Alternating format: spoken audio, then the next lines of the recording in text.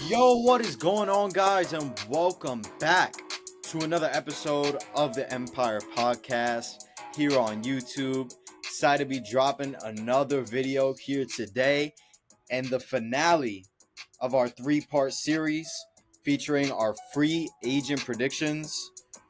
If you guys haven't already, make sure to follow us on Instagram. We post notifications and reminders of when we're going to upload. We also post when we upload, as well as following us on TikTok. We just got over, I believe, 4,000 followers on TikTok. The free agent predictions have been booming over there on TikTok. I believe in part one, I think we're at like 60,000 or something like that now. 60,000 watching viewers, whatever you want to call it. But we're happy that the channel is growing. We're happy that the podcast is growing. But before we get into the finale, just our last little bit of news here. If you guys weren't here for part one or didn't listen all the way through part two, we are going to rebranding everything Empire Podcast starting in 2026. So we are excited for that. We are going to be converting into the Jake and Melo show. So we're going to be bringing you sports, entertainment. It's going to be so much fun. We're going to be posting so much content, and we're excited for what the future holds. But we're also focused on what is happening now in the present. And what is happening now in the present is MLB free agency. Like we said, this is the final part. So if you haven't watched parts 1 and 2, make sure to check that out. And Alex, we have 10 very, very good players to talk about. This is the probably the episode you guys have all been waiting for. And if anybody's here over from TikTok or Instagram to hear the full breakdown of our predictions, which are already out on Instagram, will be out on TikTok shortly. But by the time you're watching this, they probably already are on TikTok. But we are excited. This is probably what you guys have been waiting for. Part one, the big free agents, where they're going to sign. And Alex, we got some really good names here on this list today. Yes, sir, we do. And starting off, let's just get right into it. We got number 10, Frander Valdez. I actually have him going to the team I have on my head right now. I have him going to the Atlanta Braves. I do have the contract being a little high. I do realize that now, but I do think he has ace stuff. I've always had him on the little bit of the overrated side, but that's just because he's with the Astros, and as a Yankees fan, I kind of hate the Astros. But I do think the Braves need a guy like him who could be again a two, probably a two behind Sale, but he could be right in between Strider and all those guys, and he could be a great fit, a good lefty. Filling for Fried because they lost Fried a couple years ago. So I have him going to the Braves. I like this fit a lot. I do think the contract's a little high on my end, but you know, I do like him for the fit with the Braves. But we'll see what happens. I have him going to the Braves, but I'm interested to see what you have to say about your team.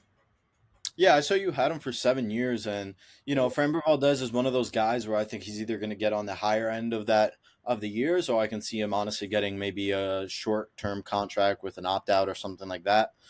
Framber Valdez, solid pitcher, one of the most consistent pitchers that we've seen in baseball over the past couple of years, but obviously with that whole situation that happened towards the end of last year where he kind of, decided to throw a fastball at his catcher when his catcher called a curveball and mix him up. Kind of left a sour taste in a lot of people's mouths towards Framber Valdez, but nonetheless, he's a very consistent pitcher. I like Framber Valdez. I just don't like him for my Mets, so I don't have him going to my Mets. I have him going to the Baltimore Orioles. I have him signing for 3 years, $93 million, with a player option after the first year. So again, I think this is a guy that you know is a very consistent pitcher. I think that equals to 31 million a year. So definitely on the higher end, but with that opt out, he does have a connection in the Baltimore Orioles organization. Mike Elias, who currently works in the Orioles organization, was formerly the assistant GM of the Astros a couple of years ago. So he has that connection there. I think it's a good fit for a team who desperately needs pitching. If you didn't watch part two, then I also had Dylan Cease going to Baltimore on that 3 year deal. I think both of these guys would be perfect in Baltimore. And at the end of the day, we, especially you, Alex, had a flurry of guys going to Baltimore last year, which we spoken about, and they didn't do that. And look at how their season turned out. So they definitely have to go out. They have to spend this offseason. If they're not going to spend money, they definitely have to work the trade market. But in my world, I have the Orioles grabbing two of probably the top five pitchers on the free agent market this offseason, and Dylan Cease and Framber Valdez, to what I believe is contracts that the Baltimore Orioles would be willing to give out, those short term, high AAV contracts. So Framber Valdez, 3 years, 93 million to the Baltimore Orioles. Okay. I don't I like I said like last year I made a huge mistake. I thought the Orioles would be buyers. They just weren't. And I don't know. I can't like every time I see the Orioles like a team predicted to get somebody, like I mean the Orioles predicted to get somebody.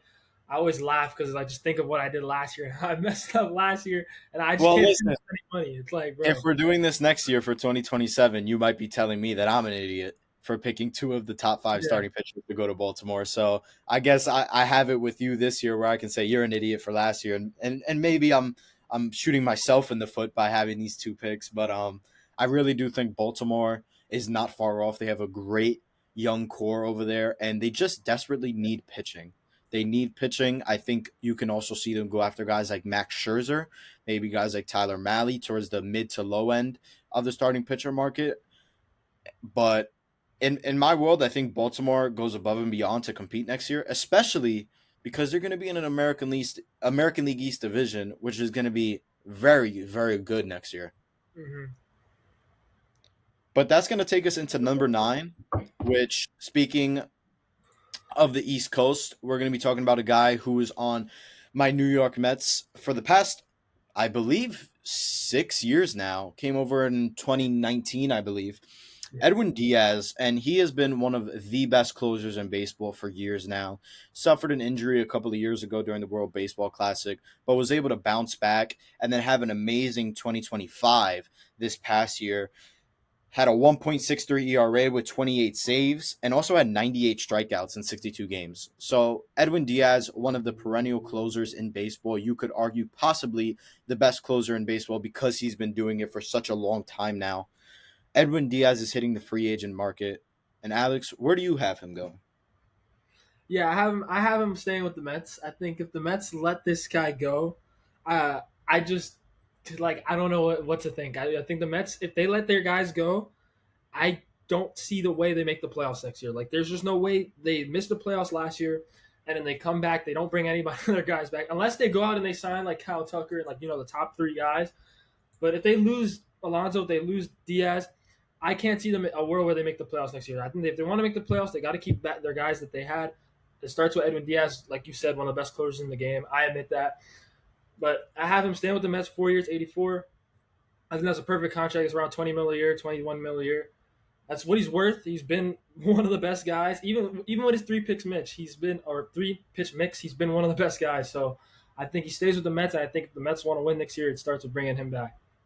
Yeah, I agree, especially because I think there's more of a reality that Edwin Diaz comes back than Pete Alonso. That's why I do have Edwin Diaz re-signing 5 years, 90 million. I think he is going to get that fifth year, but David Stearns preached heavily on run prevention. And if you want to work on your run prevention, well, you have to retain one of the best closing pitchers in baseball. I mean, if the Mets have the lead going into the ninth inning, it's almost all but over because of the success that Edwin Diaz has had. This is a must have for the Mets. I think if the Mets don't retain him, I think you could look to see a team like the Dodgers go out and sign Edwin Diaz. They desperately need a closer as well. And his brother, Alexis Diaz, is also in the Dodgers organization now. So I think that is probably the second best fit for Edwin Diaz. But I think it's hard to see a world where Edwin Diaz isn't back in a Mets uniform. He's been so good here. He loves the Mets organization. He has to be a Met going into 2026, and he has to be for the next 5 years. 5 years, 90 million for Edwin Diaz. Yes, sir. Both have the same team there. So look, if it happens, we both get 2 points. But I just changed the year. Like he has him going 5 years. I have him going four, just to be different, so we can have this competition. Like we said, the point system that we implemented. So it's going to be interesting. But we both have him going to the Mets, so we're even there. But for the next player on this list is a guy I think Jeff Passan. I think I just saw a tweet a couple minutes ago. Just said he was posted. It's Murakami. I don't know how to say his first name. I'm sorry. Can you help me with Munataka there you Murakami. go. But it's, yeah, whatever. So I actually, I love this guy. But I have him going to my Yankees. I do have him getting 5 years, 180 million. I do have him giving him crazy money, but I think he's worth it. He fills in all the holes. They need either first or third, which he can play. And if they don't want to put him at third because his defense sucks, you put him at first. You move Rice to catcher. The fit is just there. And you know what he did last year. I know he was in only 69 games. He had 24 home runs. He's a slugger. He's going to be good. He's one of those guys that you need to get. That a bunch of these teams need to be in on this guy. I hope not the Dodgers. I pray not the Dodgers, but he doesn't really fit with the Dodgers, so I don't see him going to the Dodgers. But hopefully my Yankees can get him. But I do. I'm getting 5 years, 180 million for the Yankees. Yeah, I think Munetaka Murakami is a really good fit for the Yankees. But in my opinion, I think he's a really good fit for the Yankees if they're willing to move on from Ben Rice, which is a possibility. You know, there are some big pitchers on the market like Tarek Skubal that is going to be in the trade market this offseason, could be a potential fit for the Yankees. We know they tried to get Paul Skeens at the deadline and offered a bunch of their prospects like Spencer Jones. So I could definitely see the Yankees putting together a package for Skubal that includes Rice. But even in a world where Rice isn't traded, you can't bank on Giancarlo Stanton playing 162 games. So you just know that for at least a third of next year, the DH spot is probably going to be open, which could be used for both Munetaka Murakami or Ben Rice. Mhm. But in my opinion, I think Murakami is going to value the West Coast. We know he has interest in the Yankees, but in the end of the day, this team was just one win shy of going to the World Series. And I have them going to the Seattle Mariners, a team that really hasn't struck on a Japanese player as of lately, but we know they did with Ichiro back in the early 2000s, late 1990s, I believe. And I think they're going to get their guy here, Munetaka Murakami. Josh Naylor and Eugenio Suarez are both free agents, which means they have an opening at first, third, and DH. So those are all positions that Munetaka Murakami could play. I think he is more of a first baseman slash DH. I think Seattle Mariners are going to get him for 7 years, 190 million. I think that estimates to around 27 million per year. And I also have him getting a player option after the fifth year, which would take him into his age 30 season, could allow him to hit the free agent market again and secure another bag. I think this is a contract that would benefit both Seattle and Murakami. Question is with Murakami is just how is his swing and miss game going to play in the major leagues? He had a very, very high strikeout rate in Japan, I believe, striking out 30% of the time. And now he's going to be facing better competition in the MLB. I think it's a big question mark.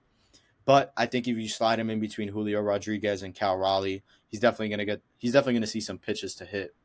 I think this is a good fit for Seattle. I think this is a fit where it's going to help them get back into the playoffs next year and make another World Series run. Yeah, I like that pick a lot. I like that pick. He did say he wants to play in the West Coast or New York, so it's like it's really those. It's literally just those teams on the West Coast, and then the two teams in New York. If the Mets and Yankees are interested, we'll see what happens with Pete, and then you know go from there. But I do like your pick a lot. But for our next guy, is a pretty interesting guy, a guy who just played in the World Series, is Bo Bichette. I have him going to the Blue Jays for 8 years, 250 million. Yeah, that is a lot of money, but I do think they keep him after what he did last season, and then when he came back in the World Series and continued to hit and stepped up, and he wanted it.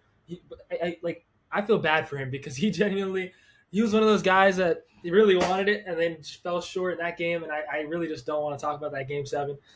He hit that 3-run home run, and then it collapsed for them after, but. I have him staying there. I think if the Blue Jays want to be successful, they got to keep him. He's one of the better hitters on that team last season. But then again, there's a lot of different ways that they can go. They can also just, like you said, I think to me a couple of days ago, keep Jimenez at short because he's really good defensively. I know Bo Bichette's not that good defensively, so there's a lot of ways they can go. They could be cheap here and not bring him back, and go with a guy like Gleyber Torres and move Jimenez to short. I like that option a lot too, but I think he's one of the better hitters. I can't really see him in another jersey. I don't know why. So I have him staying with the Blue Jays for that contract. But I'm interested to see what you have to say. Yeah, I do see him in another jersey. I don't think that Toronto's going to retain him. I think that for a lot of people, it's hard to believe that Bo Bichette wouldn't be in a Blue Jays jersey. And obviously, he's grown up in that organization. Mm-hmm. But at the end of the day, if he wants to stay with the Blue Jays, it comes down to if Toronto is going to offer him what he believes he's worth. I think there's some other teams that are going to prioritize him as well. But Andres Jimenez also played a really good shortstop in the World Series, which I think makes this a tough decision for Toronto Mhm. because, as we know, Bo Bichette is not a very good shortstop defensively. And a lot of teams are possibly going to look at him to be a second baseman. And Bo Bichette, if he, for some reason, really truly values playing the shortstop position and getting better at that position, I definitely see a world where Toronto doesn't retain him and he goes to a team that's looking for a shortstop and would be willing to play him at shortstop. And for me, that team is the team whose hat you're currently wearing right now. I think Bo Bichette could end up as an Atlanta Brave. They've really struggled at the shortstop position. Nick Allen was starting most of their games at shortstop. And the Atlanta Braves, I mean, they have such a good core. I mean, Acuna, obviously, Olson, Riley, Albies.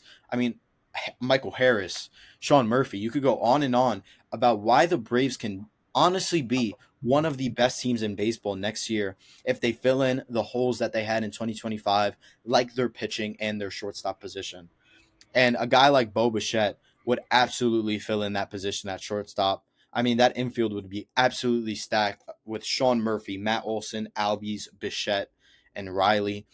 The Braves have a lot of their guys on team friendly contracts. I think they could go out and splurge just a little bit and fill in that need at shortstop. They really don't have any prospects at that position who can be a, a long term guy at their position, at that position.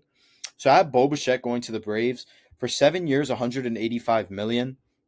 I think it's a very fair contract. I think it's what he's looking for, just around $26.5 million a year. I think is what Bo Bichette is going to get. I think 7 years is the perfect amount when you consider a lot of these shortstops who have signed lately have signed for 7 year deals. Dansby Swanson and Willie Adames also signed for 7 year deals. And I think Bo Bichette is a very similar kind of player. So, with that being said, I think Bo Bichette's going to get 7 years to Atlanta. It's going to bolster that Braves lineup and is going to turn the NL East into an absolute juggernaut next year. Yeah, I actually like that pick, Atlanta.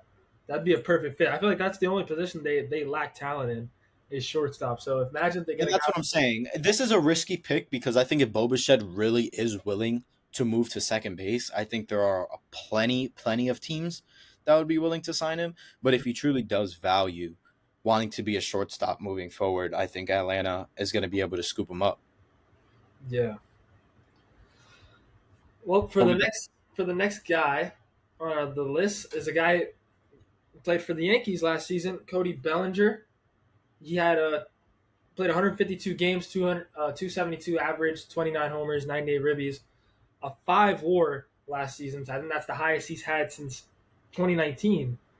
Um, so he's had a great season. He's going to get paid. We both have him going to the Yankees, so there's no spoilers there. But I have him signing 5 years, 170. We know the fit's there.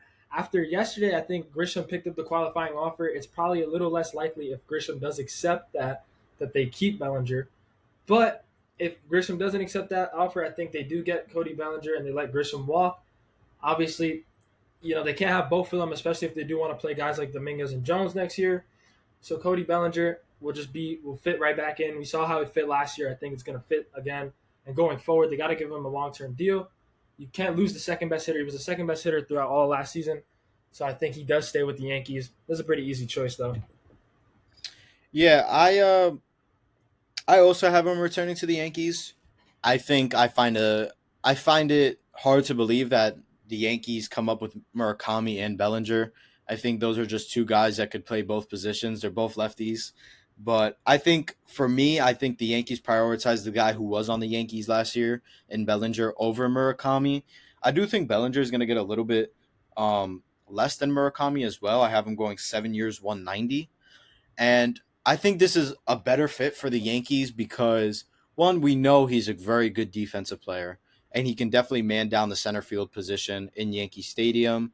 And, you know, like we said with Ben Rice, you can't bank on Giancarlo Stanton being healthy. Obviously, they're going to have a plethora of left handed bats if they signed one of Murakami or Bellinger, but having one too many lefties in Yankee Stadium is not a problem with that short porch in right field. So, I mean, hey, if the Yankees really are looking at that short porch and want to truly take advantage of it, then getting both Murakami and Bellinger would absolutely be phenomenal. That's what I'm saying. It's just a question of who they're going to platoon those guys with. I think Murakami has a lot of swing and miss in his game, and lefty lefty in the MLB, I think is going to be a tough transition for him, me personally. But I could be wrong. I don't think Murakami is going to hit for a very high average next year. I think he's going to have some growing pains going from the MVP to the MLB. And then from there, he can obviously take off. But I think the Yankees want to win now. They want to win next season. They don't want to have to deal with the growing pains. They know what Bellinger could bring to the Yankees. He's already brought it. And I think they retain him. In my opinion, Bellinger is just the definition of what a perfect Yankee is.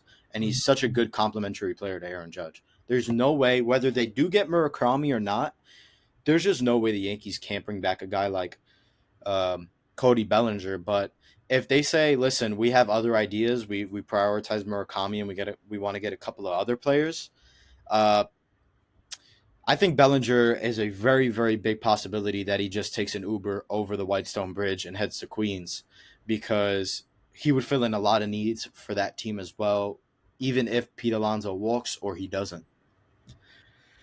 But either way, I think Cody Bellinger stays in New York. My final prediction is the Yankees. If he weren't to go to the Yankees, I'd probably have him going to the Mets. I think it would make the most sense in terms of the needs that would be filled. And I know that would probably be a very, very tough pill to swallow, seeing Soto and Bellinger walk to the Mets. I mean, Bellinger was the backup plan for Soto.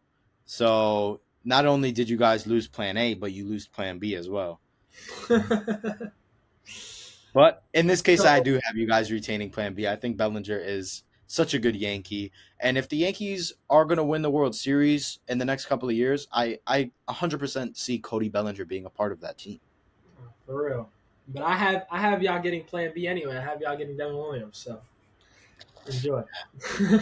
Hey, No, listen, pitcher friendly ballpark in City Field. I don't know if he'll crap the field as much as he did in Yankee Stadium, no, yeah, he'll be but I back. do think a lot of people knew Devin Williams to the Yankees was going to be a not great move for the Yankees. I mean, you're talking about a fly ball pitcher pitching in Yankee Stadium. I don't know what they really expected. He was able to actually figure it out Towards the end, but towards the end, but fine. If you want Devin Williams to be, well, is Devin Williams really a plan B if we're still getting Diaz? I think that's just a bonus. I don't think that's a plan B. It doesn't sound like we're losing anybody in the back end of I our said bullpen. our Plan B is going to y'all. I didn't say it was your Plan B. Oh, okay, okay, okay. Yeah, yeah. Fair, fair, fair. Because you already said Bellinger the Plan B. Devin Williams was a part of that Plan B. So then if he goes He to you, was, he was. I mean, there was plenty of guys who were part of that plan B. You guys went out and spent Max Fried. yeah, Freed. So, yeah. But yeah, like if y'all, I already have y'all getting one of our players. So I would hope y'all don't get both of our players. Like that would Fair be enough. that But I would mean, the Mets do have an obsession with getting former Yankees. exactly. So it's Uh, not out the cards. I'm not saying it's impossible, but I would just like have trouble sleeping at night if that happens. But I feel you. But at number five, moving on to number five, getting into our top five, guys. This is now our top five. So these are the top guys in free agency this offseason. And we wanted to throw this guy. I know a lot of people had him towards 10, maybe even 11, 8, around that area. But I do think this guy is the best pitcher on the market going into this year. And if you're the best starting pitcher on the market, I think you have to crack the top five. So at number five, we have Ranger Suarez, left-handed pitcher for the Phillies. He pitched to a 3.20 ERA last year, 151 strikeouts, 1.22 whip, which is a little bit on the average to higher-ish side. So you kind of want to see that number go down a little bit. But I'll start off with this one. I have him going back to the Phillies. I think the Phillies love to prioritize pitching, and he's been a very good pitcher for the Philadelphia Phillies. And those two left-handed pitchers with him and Christopher Sanchez, as well as a healthy Zach Wheeler, is a very good 1-2-3 combo. And they could possibly add to the back end of their rotation as well, maybe with some of these, you know, lower tier starting pitchers to mid tier starting pitchers like the Tyler Malleys that I talked about, and guys like that. Maybe even Brandon Woodruff could be a possible fit. Someone like that to maybe fill in the back end, Zach Allen. But I do have them retaining Ranger Suarez and to a contract that I believe not a lot of people would expect. I have him getting 3 years, 85 million. Reason being is that he does have the qualifying offer attached to him, And I think teams are going to be a little hesitant to sign him because of the qualifying offer. We know that Ranger Suarez has the numbers, but his stuff hasn't been jumping off of the chart. So a lot of teams and executives predict that that it's not going to hold for much longer. And I think Ranger Suarez is definitely going to have an interesting market this offseason. And I think because of that, the Phillies are going to be able to retain him on a deal that you could argue is a little team friendly. And I think that's the reason why. I think 3 years, 85 million to the Phillies for Ranger Suarez. Yeah, I like that pick. The only reason why I don't have him returning to the Phillies is for two reasons. I do have them getting Michael King, so I don't see a world where they get both. That's one. Especially with the contract you had Michael King getting. Yeah, I had Michael King getting a lot of money, so I can't. I have to stand on it. It's already too late, so I can't have them getting both. I've gotten clown for giving Michael King 180 million. I know that's kind of crazy, but No, 196. 196, whatever. I'll admit that's a lot. I gave him a lot of years, whatever. But I can't That's like have. the Orioles pick from last year. That's like one of That's the gonna be Orioles the one picks. we probably clown you for. Watch him accept the qualifying offer, and we're just both gonna look like idiots. Yeah, exactly. That's what's happening with a lot of our guys. But but yeah, for the other reason why I don't have Ranger Suarez going to the Rangers, just because I know the Rangers like to spend a lot. They're one of the teams in the AL that do like to spend regardless. So I do think if he was to leave the Phillies, I think the Rangers would be in the cards. I think there's a couple other teams in the NL that would also be in the cards, but I just don't know. I feel like he fits well in in a Rangers uniform. I know that's corny to say, but the Rangers did have the highest, or I mean, the lowest team ERA last year, and he's a guy like you said, one of the best pitchers, or if not the best pitcher on the market this year. Go to that Rangers system. He'll probably be even better next year if he does go to the Rangers. But that's the reason why I just haven't gone to Texas, just because I can't have him returning to the Phillies with Michael King. That would be insane. Like the Phillies would probably be the favorites next year because Probably, yeah. I have the Phillies getting all their guys back. So yeah, Yeah, so I think Texas is a good fit. I think there's plenty of teams that could use yeah. There's Ranger Suarez. I mean, Atlanta's another mhm. fit for Ranger Suarez as well. I mean, I think the Mets would probably be in on his market. The Mets are looking for starting pitching help this offseason as well. So Texas isn't a bad pick. Another team that's looking for pitching could complement Jacob DeGrom well with that righty lefty combo. Mhm. But at the end of the day, you have him going to Texas 4 years, 120. I have him going to the Phillies 3 years, 85, which is going to move us into number four, which is a guy who only spent 1 year with his last team, Alex Bregman. Yeah, let me go first because I made a mistake on this one. I have Suarez returning to the Mariners, and I also have him getting Alex Bregman. So I'm probably gonna change this pick, but I do have him going to the Mariners for right now. I think I'm gonna change Suarez. I'm gonna have Suarez leaving because they can't get both.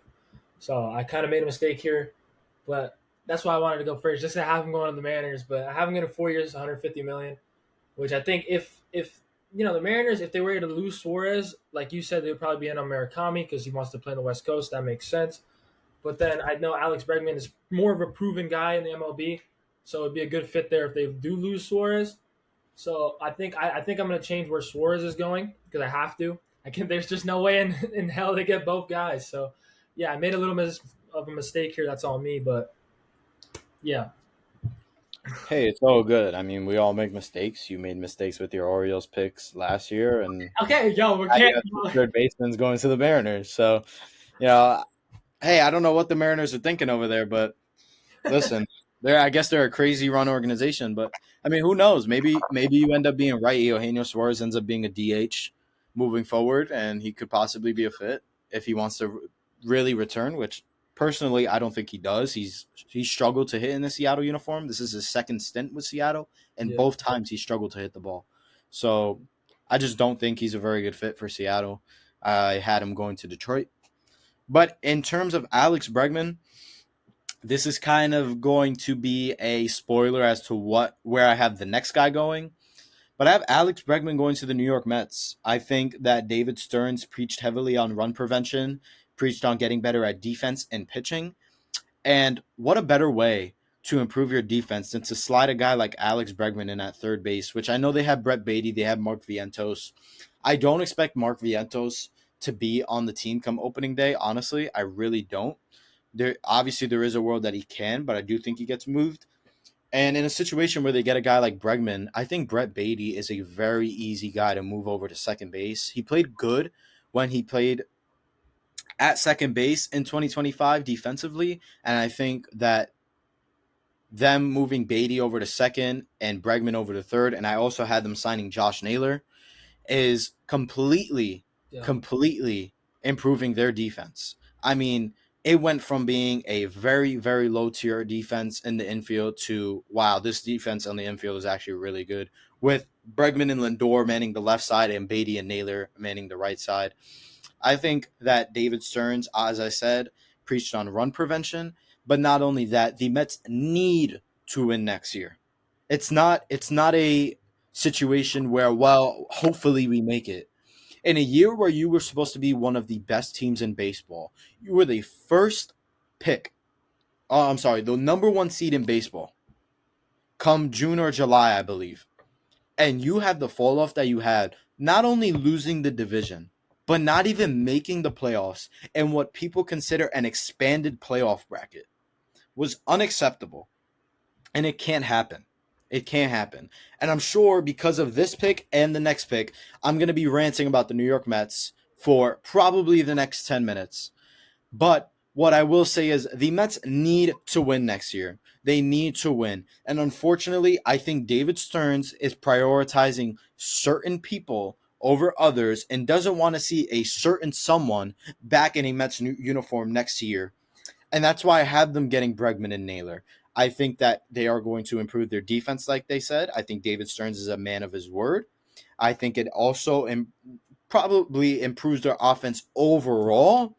Although the next guy that we are talking about is Pete Alonso, which I'm just going to go straight into my prediction because I think it goes hand in hand of what my argument is right now.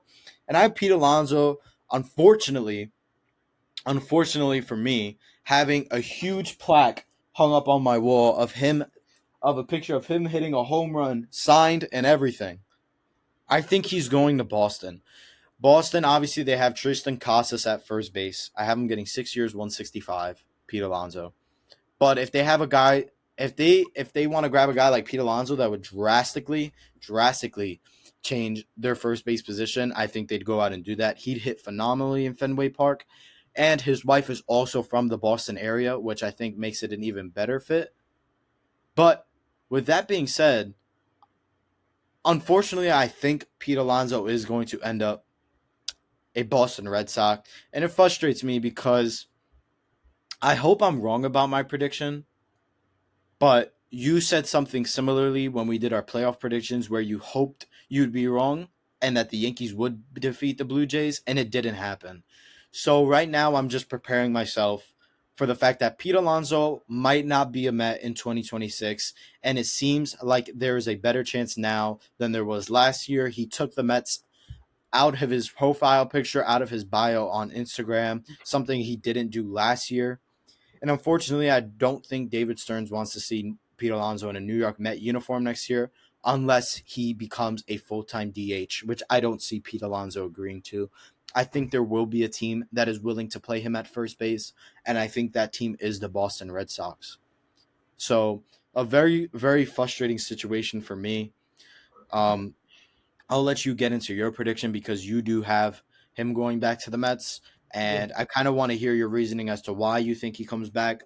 And because you do have him getting on the higher side of what he's projected to get for his contract. So what makes you think that David Stearns is going to go from, offering him a 1 year deal, 2 year deal with a player option, not really willing to bring him back, looked like he was gone last year, and then this year getting a multi-year deal for a lot of money. I mean, this contract is more than he was offered in the contract extension 2 years ago.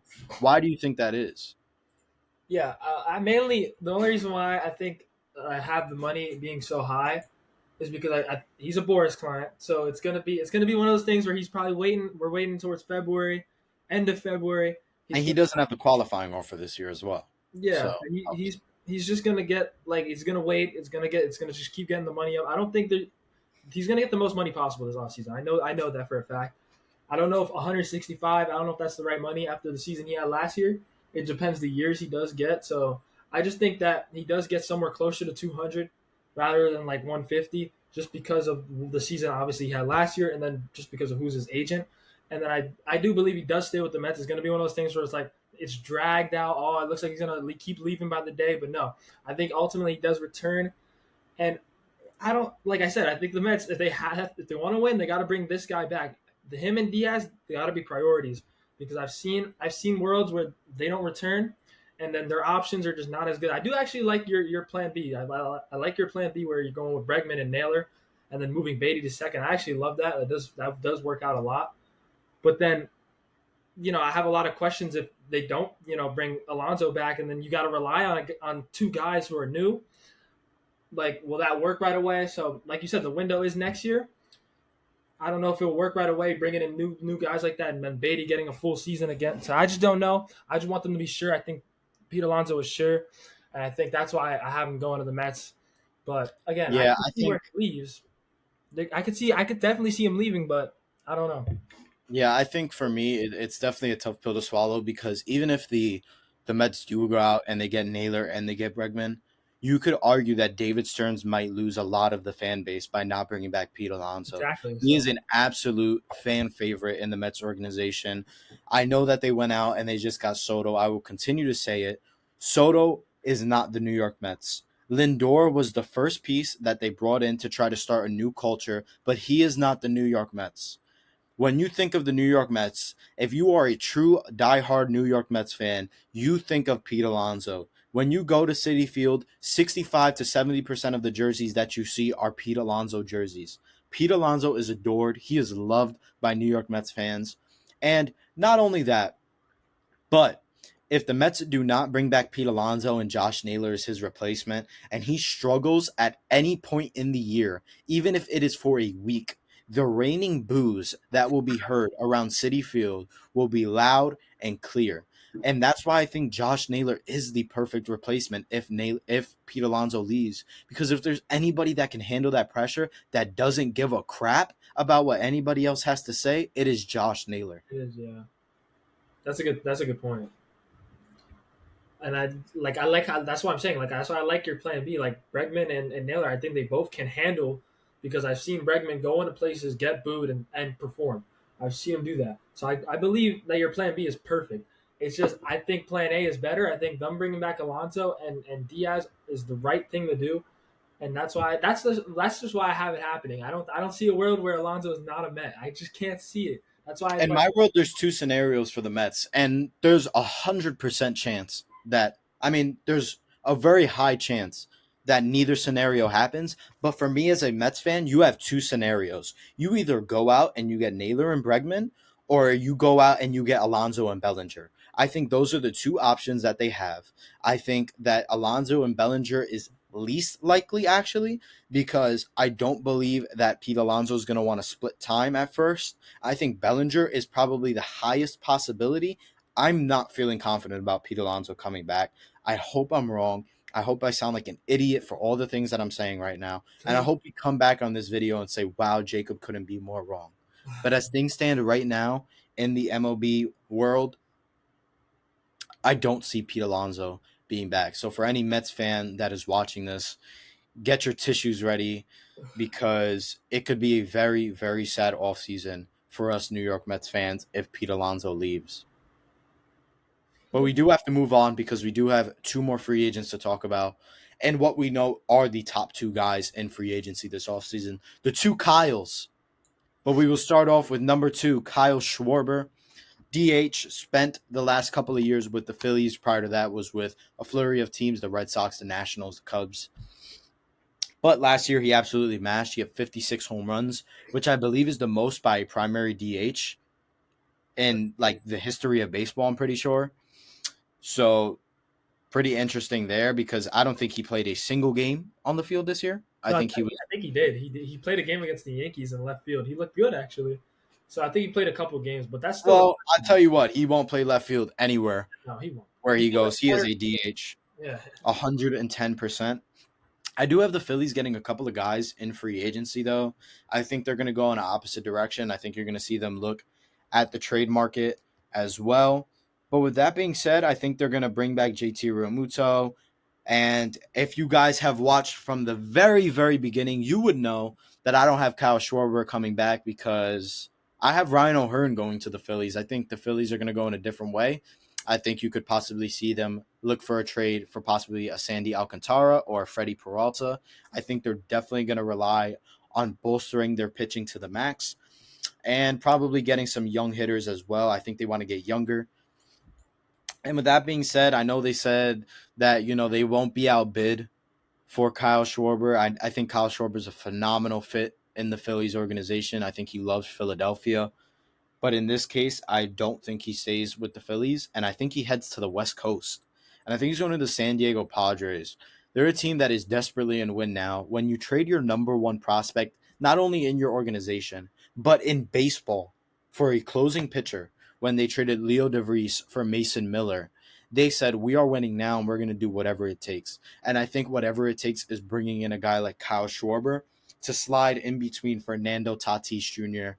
and Manny Machado. What a 1 through 3 that would be with Tatis, Schwarber, and Machado. I think that would be a phenomenal 1 through 3, a 1 through 3 that can compete with anybody's 1 through 3, like the Mets, like the Dodgers, like the Yankees, just to name a few teams. I think he goes to the Padres, 5 years, 165 million. I think the Padres are going to get it done. Obviously, this is a pretty hefty contract to say the least when you consider the years. That's about $33 million AAV for a designated hitter. But I do think that the Padres are going to have to go a little bit above and beyond if they want to get Kyle Schwarber and draw him away from the Philadelphia Phillies. Exactly. Yeah, that's a good point. Like they're gonna But have you to have the complete opposite. Yeah, I have him staying and I have him getting a lot of money just because I think that's what the Phillies are going to do. So if any other team is going to be like want to be in on him, they're going to have to go above and beyond, like you said. That's why I do have him returning to the Phillies for a lot because I think that's what the Phillies are just going to set. I think the Phillies are going to set the bar. Like I feel like he's going to be a guy when going into free agency, the Phillies are going to be the first team to offer him, and then he'll let other teams talk and try to match that offer and go above that offer. But I think the Phillies set the bar. I think he does stay. Like like I said before in the last video, the Phillies must. If they don't bring back their guys, they are going to be terrible. They're not going to be good. I promise you that. I can 100% promise you that. If their guys are only aging, so if they don't bring back their guys, if they lose out on Realmuto, if they lose out on Suarez, if they lose out on Schwarber, they're not gonna be that good. They can get Ryan O'Hearn all they want. That's not gonna be a great replacement. I can tell you that right now. So Phillies fans, if you want to win, you gotta strive for your GM to bring these guys back. So I have Schwarber returning. That's mainly why I have him returning because I think if they want to get to that level that they were at a couple years ago, they got to bring back their guys. So I have Yeah, him. I agree. I mean, it's definitely a bold take by me having him leave Yeah, Philly, but I figured, you know what? I'll spice things up a little bit. I think there is a possibility that he could leave, but I like my prediction. I stand by my prediction to the Padres. I think the Reds are another team that's going to be in on him. He's from the Cincinnati area. He grew up there, so I think Cincinnati could be involved. They need a big hitter in their lineup, so I think they're another good fit. I'll say this, guys do tend towards like the end of their careers do like to go back and play for their hometown team. Like they do like to do that. So I do Or see. to the West Coast. Older guys love playing Yeah. in the West Coast, playing in better weather. So So yeah, I do see that a lot. So it'll be interesting to see what these older guys do. But I agree.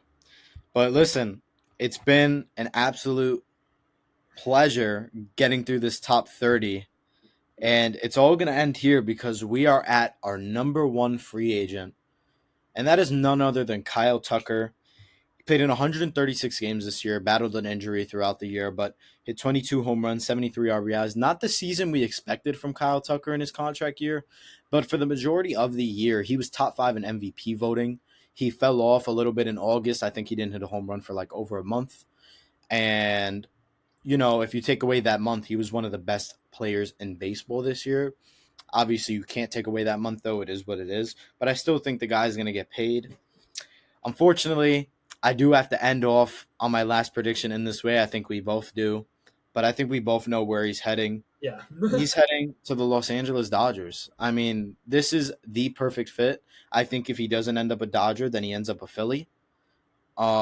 which I think is another really, really good prediction. I think if there was a part of me that wanted him to go back to Philly, and if they really are in win now mode, then I think I could see Kyle Schwarber leaving and Kyle Tucker going to the Phillies. But nonetheless, I think the Dodgers are hard to bet against. If you're one of the best hitters in baseball, why not go to one of the best teams or the best team in baseball?